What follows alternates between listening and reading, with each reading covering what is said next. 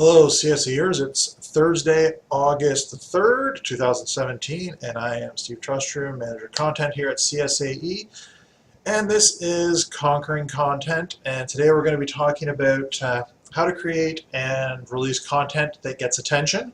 We kind of touched on this in bits and pieces in other areas, such as when we're talking about images, use images that engage and so forth, but now we're just going to be talking about this in broader terms. Now, it's difficult to give really specific advice on this because every association, every organization, every business has a different audience, a different market, they have a different brand, and how you create and publish content that gets attention is very specific within those realms. You can't just diverge too far away from the brand you've created or what your association does without losing your audience. So you have to find ways to creatively release content that gets attention but doesn't confuse. So there's some broad ways we can talk about that without going into too many specifics that would just not be appropriate for one audience or another. So first off, if you want to get attention, you have to be creative. You have to get attention in the right way. So be creative without being offensive or confusing or just off the ball, or sorry, off the wall. Just you don't want to leave your audience not understanding what your message is because you've gone too far off of the beaten path and what they expect. But you have to go away from their expectations in some way so that they'll look at it and go, this is interesting what they're doing here. Let's look closer and see what their message is. So you have to go off the beaten path a little bit. Just don't go into the deep weeds. So ways that you can do that is look at the basics of your branding to start with. Is your brand outdated? Is it boring? Is it just not getting attention? Is your logo, does it not stand out? Something as simple as your color scheme can matter. Colors elicit emotions. They elicit reactions, and any interior designer will tell you this. Like if you've got, say, I've worked in call centers, for example.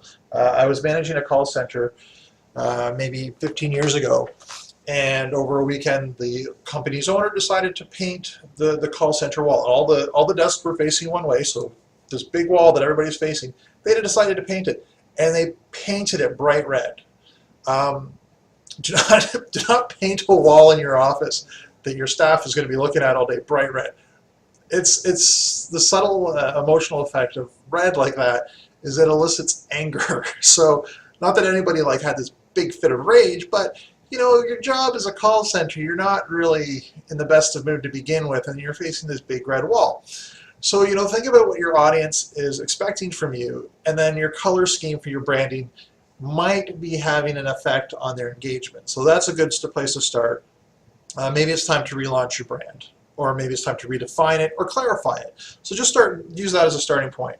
And then it comes to how you're presenting your overall content. What is the first thing that somebody sees or reads when they look at your content? So in an email blast or an e-newsletter, it's going to be your subject line. Your subject line has to stand out. It can't just be something like July newsletter, or are you attending this event? That's boring.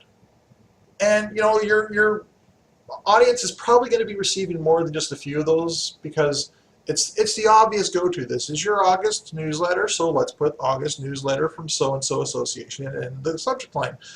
Again, obvious is mostly, or usually, it's not going to be the engagement. It's not going to get the attention because that's why it's called the obvious, right? And the obvious does not engage. So you want something that identifies your association, identifies your brand in the subject line, but it's got to be an interesting way. Now, I'm not saying go fully in this direction, but think about the clickbait titles you can see in social media. The things that are presented in a way that maybe, you don't want to be misleading because a lot of clickbait is misleading. But think about how those type of posts on social media get your attention, and they make you follow up and go see what the story is. So think in those lines, okay? You don't have to just be boring and tell this event is coming up. Maybe approach your information from a question. What is your event doing? Is there a question that could lead to that event? So if the content is about an education webinar to do with finances, don't say something like financial webinar on this date as your subject line in your email blast. What? That's what your audience is going to be doing. They're just going to pass it on. So do something like, maybe you got to scare them a little bit, saying, is your association's finances out of order? I'm not saying use that exactly, but think along those lines. Be creative. Put a little bit of fear into your audience. It's not necessarily a bad thing, because it gets them thinking. Because then they'll go, are our finances out of order? Do we have our act together? Shouldn't we maybe be looking closely at this? Maybe we should be attending this webinar to see what we're forgetting and what we're missing out on. So, that's a way to get attention. Also look at the mediums you're using to deliver your content. Video really works. I've mentioned in previous Concrete Content sessions that, or episodes, that people are increasingly looking at video online, and especially in social media. But they're also doing it in different ways. The rate of people who look at videos with the sound off is going up, often because they're in a place like a workplace where they don't want the sound coming out of their computer, but they still want to get the content. So think of that. And really, putting subtitles and stuff is a big pain in the butt. It's really takes a lot of work, but consider, if the amount of work put in is offset by the benefits you're going to get. Like, I would not go through the trouble of subtitling all of this video in particular, because first off, I think people would just not watch the whole thing if it was subtitled, because really my face with no sound looks like this,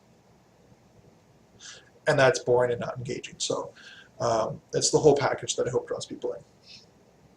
But there's also the trend that people run videos with the sound on and the image on the background on their second monitor, stuff they're listening to in the background. Even though it's video, it's the audio they're getting the most mileage out of.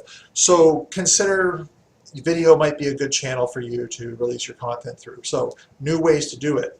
New social media platforms that you're not currently using, how can you do it? If you're saying your association should try doing something more visually oriented as a way to create attention-grabbing content, then are you using a social media platform currently that is geared towards that? So that'd be something like Pinterest, Instagram, those kind of things. Do you use those? If not, if you're deciding to go in a more visual direction, then look into those ways of releasing your content more effectively. Also, you really got to know what your audience is interested in and how they get interested in it. Like what grabs their attention within that framework of interest. So a lot of associations are probably saying, well, listen, our common interest is what our association is built around. This is why we are an association. If it's a trade, it's because people are in that trade. So for CSAE, it's because of association executives, right? So you're like, well, if our primary audience is association executives, this is what they're interested in. Boom, boom, boom, boom. You've got these categories where you say, these are what association executives are in. But you're looking at it from a one-way perspective, and you've got to consider it from your audience's perspective looking towards you. Is that really all they're looking for, what you've seen, the obvious, and defined and put into that little box? Most likely not.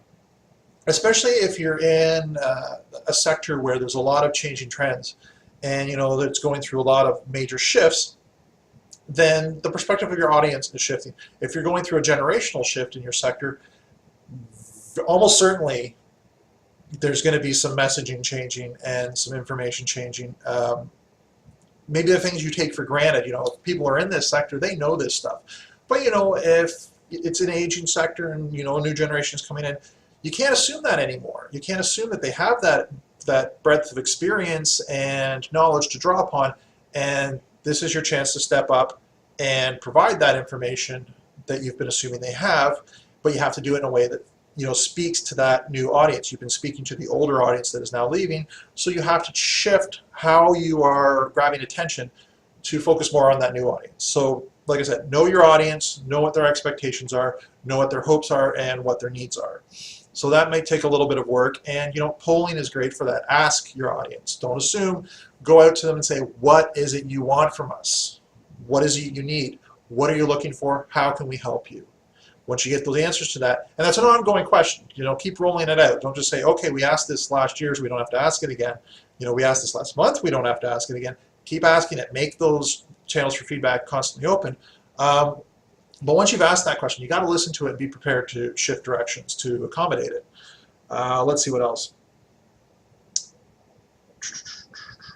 It's also getting attention with content is also deeply ingrained with what you're offering. Okay, it's not just about your association, your business, whatever offers this. So it's finding new ways to present your product, your information that is constant and isn't changing. It's not just about that. It's also about changing what this is, changing this product, changing this information, changing this resource. You get attention by providing new value, not just the old value presented in different wrapping paper. It's by offering new things, by being innovative in what you are doing. When you're being innovative in what you're doing, then you necessarily have to be innovative and new in the content you are presenting, because the end point is new. So it's not just a matter of thinking about, well, what should we be doing? What should we be changing up in our blog? What should we be changing up in social media? It's what should we be changing up in what we offer to our membership and to our audience beyond membership? And then that spins out into content. So that's a broad look at how you can get attention with content. Be innovative, be fresh, be new, do the unexpected. Shift your brand around a little bit. Be off-brand sometimes. Don't do what your audience expects. You have to think of how you are going to stand out and get attention from all the other information your audience is being bombarded with on a daily basis when they go into work, the emails, the social media, everything that they are using to consume content. How are you standing out? You cannot rely upon the value of the content you are presenting to be what draws them in. Okay, you need that initial handshake. You need that wake up and look at me moment that gets them to the information. Okay, so that being said, if you have any questions more specific to your association, you want some actual strategies, some tactics, feel free to email me at steven@csae.com or leave a comment beneath this video, a question, and I'll try and get back and answer you as soon as I can. Other than that, this is another Thursday, August the 3rd, 2017 with Steve Trustrum, Content Manager over at CSAE. Enjoy the long weekend, everybody.